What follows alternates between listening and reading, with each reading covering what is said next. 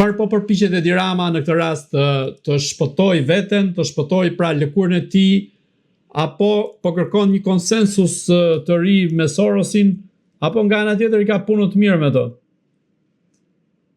Rama nuk ka nevojë të përpiqet shpëtoj veten, sepse kur futesh në një organizatë në pozicionin që ka Rama në atë organizatë, tash duke qenë përfaqësues I tyre në Europë, ai nuk ka kur ruhet edhe nuk ka se çfarë lëkure të ruaj, por vetëm në arsye sepse ai është I deklaruar tashmë si I tillë, dhe ajo që është më e dukshmja është pjesa politike europiane dhe aq më tepër pjesa politike në Shqipëri, duke pasur parasysh edhe veprimet që po bëhen në Amerikë nga Trumpi apo republikanët themi, dhe pjesa ku Shqipëria është futur në fokusin se është cilësuar si një nga vendet ku është droga, korrupsioni, pastrimi I parave. Kështu që ka lëvizje të ndryshme në Shqipëri dhe po mundohen në Soros që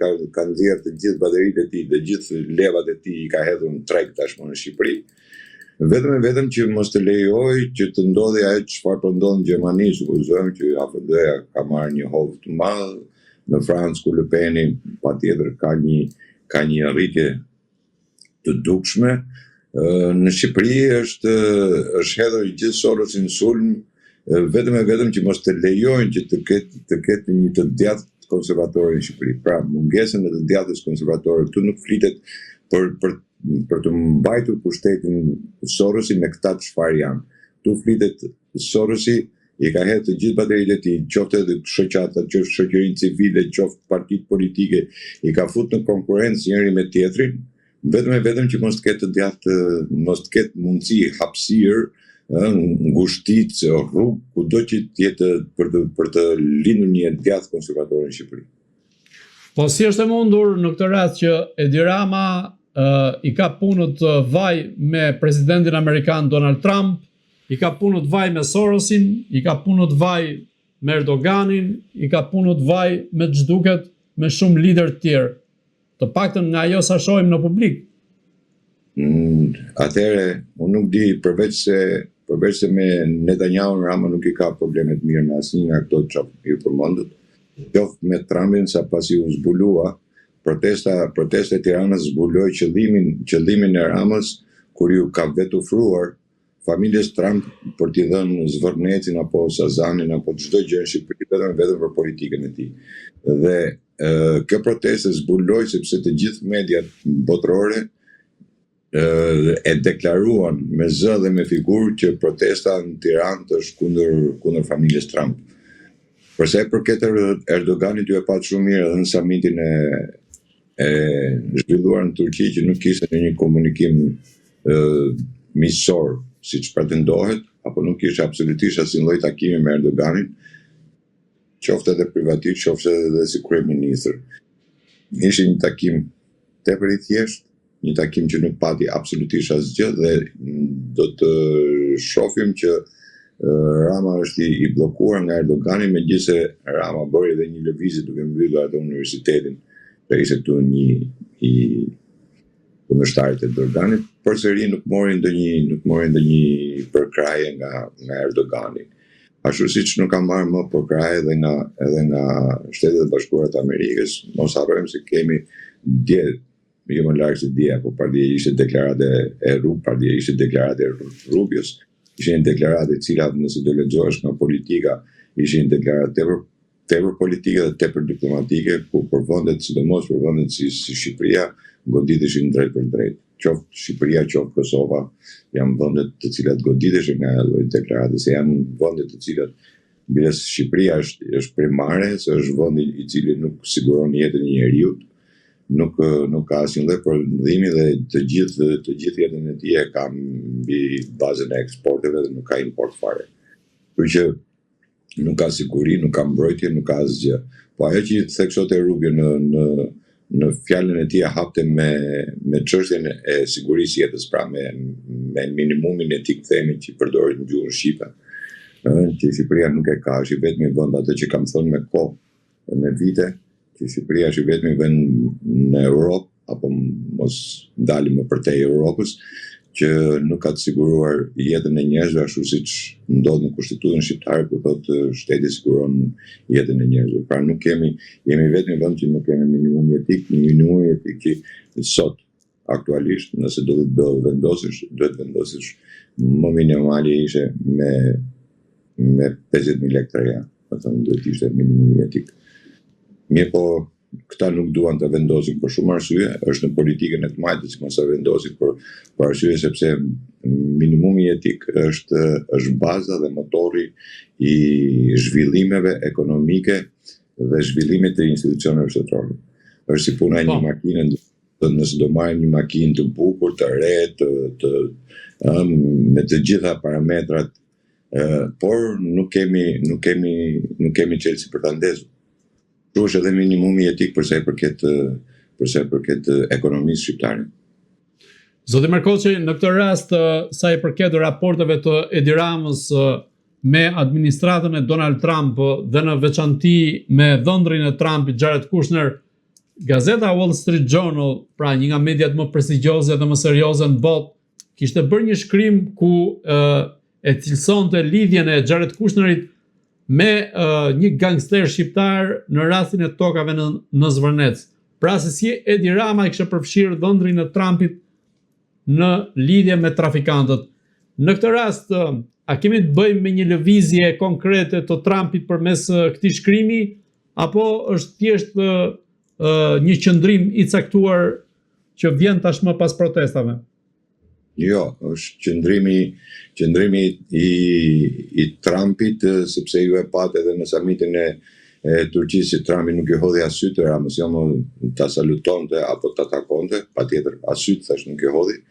Dhe Trumpi kuptoi drejt apo marrë në përgjithësi në Amerikë kuptuan drejt që afrimi i Ramës për t'ju dhënë toka, për t'ju dhënë hapësira në Shqipëri ishte një lojë apo një kurth që Rama arriti ta futi Kushnerin. Po mos harroni edhe një gjë tjetër, atë që këtu nuk thohet, unë kam deklaruar për çuditërisht mediat nuk e deklarojnë apo nuk e thonë, është një letër e Kushnerit të cilin e ka bërë në 25 dhjetor të 2025 kur kërkonte pezullimin e të gjitha veprimtarive deri për një vit. Çka do të thotë që edhe vetë Kushneri ka dyshuar në atë çfarë ju është afruar në Shqipëri. Mirë po, duke qenë se Europa kishte nevojë për një betejë me Trumpin, duke pas konfliktet që kishte Europa me Trumpin për sa i përket NATO se zhvillimeve të tjera, atëherë kërkoi të zhvilloj këtë betejë, ta zhvilloj në Shqipëri dhe pikërisht me protestën që u fillua dhe vazhdon në Shqipëri. Nuk do të harrojmë në asnjë çast se këtë protestë është e financuar dhe mirë organizuar nga Europa, e stisur mjaft mirë nga Europa dhe po të shifti të gjithë të majtet europianës e pranojnë dhe e përkrajnë protestën. Kanë ardhur deputet majtist komunist në protest kanë folur, në ato protest mund të flasësh çdo gjë, njerëzit mund të thonë çdo gjë, e gjitha protestet shkon kundër politikës amerikane apo kundër Trumpit dhe kjo protestë çuditërisht vazhdon të trumbetohet nëpër mediat e ndryshme të Europës sidomos, po edhe në Amerikë, si një aferë e familjes Trump që po vjedh trokat në Shqipëri. Dhe fushata që ka filluar në Amerikë, pikërisht nga demokratët, fillon me fjalimi i tyre fillon me frazën Trumpi po vjedh pronët në Shqipëri. Në të njëjtën kohë që amerikanët nuk e dinë se ku bie Shqipëria, po s'ka rëndësi kjo, po në këtë lloj grade jemi, domethënë ku e gjithë majtat planetash, e gjithë majtash futur në sulm, e gjithë dhe Sorosi pikërisht për këtë punë ndoshta do ketë ardhur, sepse thash ka futur të gjithë kaladat e tij, ka futur në luftë, them në thonjza apo në konkurrencë me njëri tjetrin, qoftë edhe tek protestat, edhe protesta, po ta shohësh, protesta është e stisur nga majtistët, nuk është një protestë sepse nuk ka absolutisht asnjë kërkesë ekonomike e cili do t'i vlente popullit. Nëse do ishte një protestë për të rrëzuar Ramën, kërkesa e parë duhet ishte vendosja e minimumit jetik. Kërkesa tjetër duhet ishte për bujqësinë. Kërkesa tjetër duhet ishte për naftën. Kërkesa tjetër duhet ishte për energjinë, për çmimet. Këtu nuk kemi asnjë lloj kërkese, kemi vetëm kërkesa politike, të cilat i konvergon partive politike, dhe sidomos partive të reja të cilat ndodhin protestë dhe janë të pranishme gjatë gjithë kohës në protestë, qoftë Llapa, Qori, Agon Sheaj, janë patjetër që janë edhe këto shoqëria civile, që patjetër është organizata Sorosit në lojë. Po pra, pikërisht në këtë rast, kush po ja bën protestën Edi Ramës, pra kush po ngrihet kundër Edi Ramës, janë element të Sorosit, janë element të partive europiane? Unë kam deklaruar që shumë fillim që kjo nuk është protestë kundër Ramës, se në do të ishte protestë kundër Ramës duhet të ishim kërkesa ekonomike. Me kërkesa politike Rama nuk rrëzohet. Unë thash Sorosi dhe kur themi Sorosi edhe të majtët europian që estisën këtë lloj proteste dhe financuan këtë lloj proteste, t'jeni të bindur që këta duan që të zënë, unë ja u shpjegova pak më parë, të zënë çdo rrugë për një krijim apo një dalje të djathte. Duke qenë se në Shqipëri mungon për 35 vjet ka munguar e djatha në Shqipëri është kamufluar, nuk ka qenë asnjëherë reale, nuk ka qenë një djathtë konservator asnjëherë. Por është kamufluar me Partia Demokratike për shembull, e ka quajtur veten gjithmonë të djathtë, në ndërkohë që s'ka qenë asnjëherë e djathtë. Gjithmonë ka luajtur politikat e të majtës. Por është vetë quajtur e djathtë, siç ka shumë njerëz të cilët dalin kundër Sorosit, kanë qenë ke Sorosi, janë mirë paguar nga Sorosi, janë nga Sorosi dhe dalin shajnë Sorosin vetëm për të bërë të besueshëm. Për të bërë të besueshëm tek njerëzit dhe pikërisht, prandaj thash Sorosi ka hedhë të gjithë arsenalin e tij, pra të gjithë shoqatat, të gjithë partitë që vetë financon Sorosi dhe kjo protestë jeni të bindur që kjo protestë është bërë edhe me dëshirën apo me vetdijen e plotë të Ramës që do ndodhte kjo protestë. Dhe prandaj Rama Jo, si është bërë me dëshirën e Ramës, ai pothuajse doli nga binarët në ditët e para. Jo, e keni gabim. E keni pak keq Rama.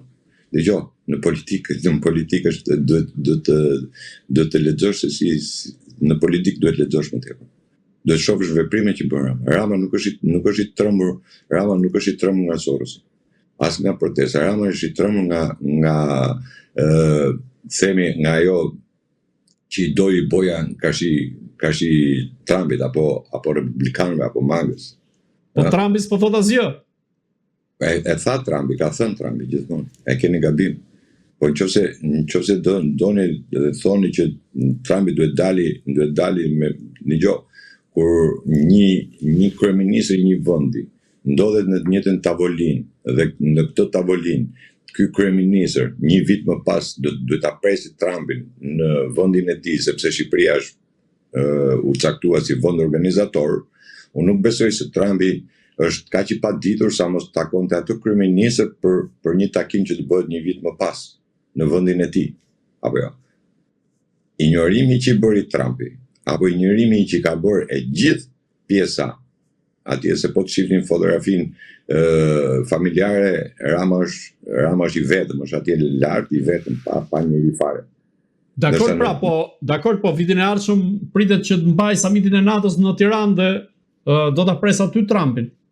Po nuk e pret Rama Trumpin. Edhe si kur të ndodhë që Rama të rezistojë deri në vitin tjetër, që të jetë, nuk e pret të Rama, e pret presidenti i Republikës, presidenti i Republikës është kryetari i forcave të armatosura, e para.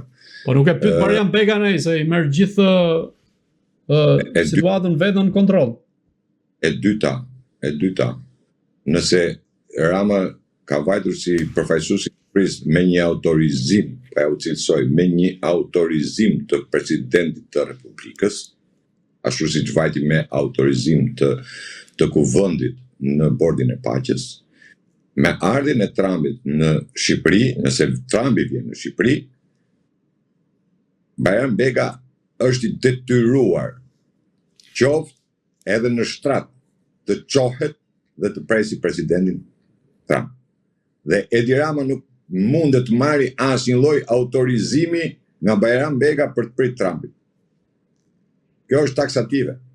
Dhe deklarata që bëri Trumpi, tjetra, në samitin e Turqisë, nëse nuk do të erdha në samitin e Turqisë sepse kam mik Erdoganin. Pra, nëse nuk kam mik Erdoganin, unë nuk vi. Kemi dy momente. Momenti parë që nuk është caktuar data se kur do bëhet mbledhja e NATO-s në Shqipëri, dhe konfirmimi Trumpit a do vi apo nuk do vi në Shqipëri.